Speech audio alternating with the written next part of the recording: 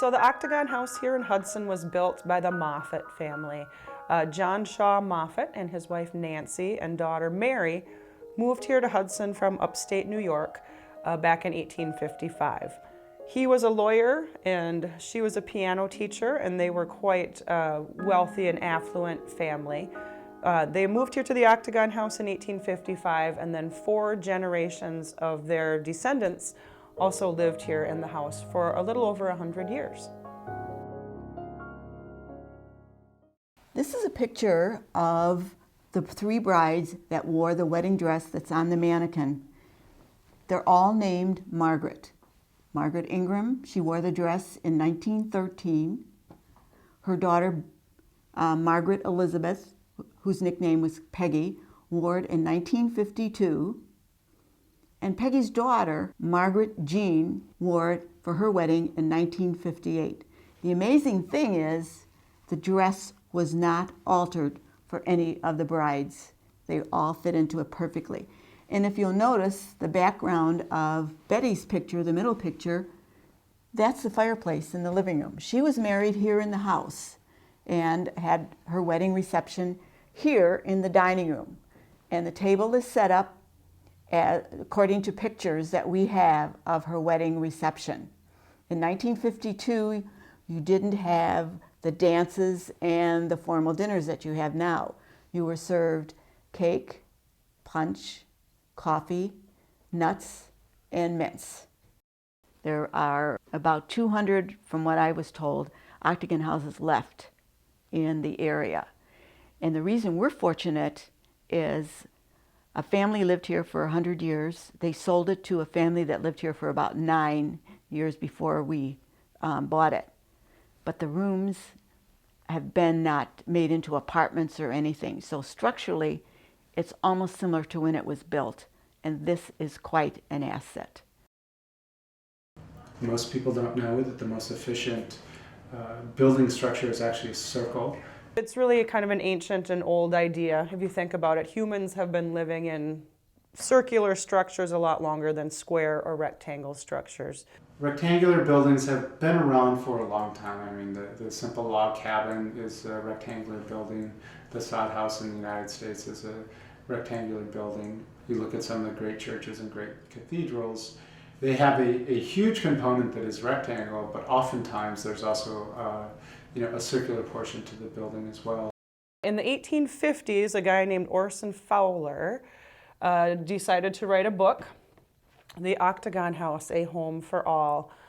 He and his brother were world-famous celebrities. They were phrenologists. They also owned a publishing house, so they published a lot of books. And this one was a bestseller.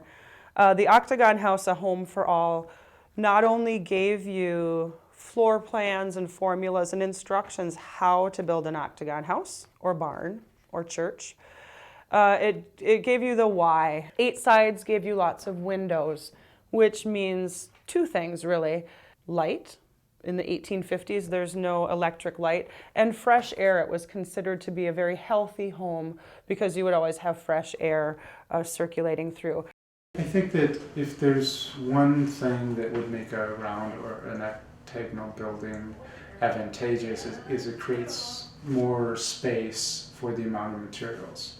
If you compare a circle to a square, you truly do get more space in a circle when comparing the surface area of the outside walls to the space it contains within itself. A circle is far more efficient. An octagon is a modified circle, so you really truly do get more space. And that used to be true a long time ago. In theory, it's still true today, but we've also now developed a whole construction industry that's sort of based on a rectangular form.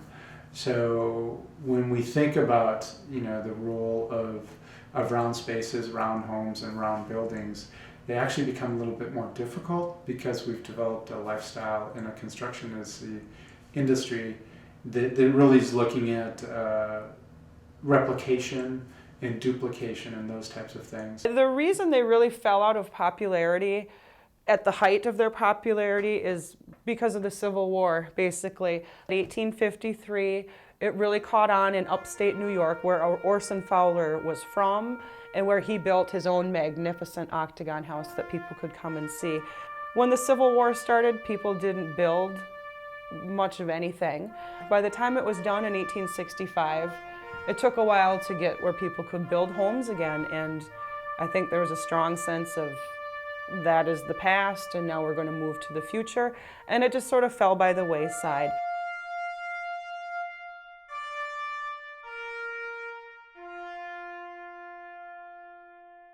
In 1957, the house was up for sale, and there was another family by the name of Eldridge. They came from St. Paul, and they bought the house in 57, and they lived here for just 6 years. When this family moved out in 1963, the house was empty and for sale again. And that's when the St. Croix County Historical Society raised a whole lot of money in order to purchase the home. It took about a year to transform the house back to its original state with the help of volunteers. And we've been running as a museum since 1964, so about 50 years. Most people that come here for a tour end up having a really wonderful experience, and as far as public relations, a lot of people come here from word of mouth. A lot of people tour and go home and tell all their friends what a great treasure we have here in Hudson. I think that kids especially need to come and see how things used to be, because the world is a very different place now than it was in the 1850s and the 1900s and the 1950s even. It is important to keep it going, and we've got a really great start here, and you can see it in the faces of everybody who comes to visit. I think it's a good source of history and a good museum.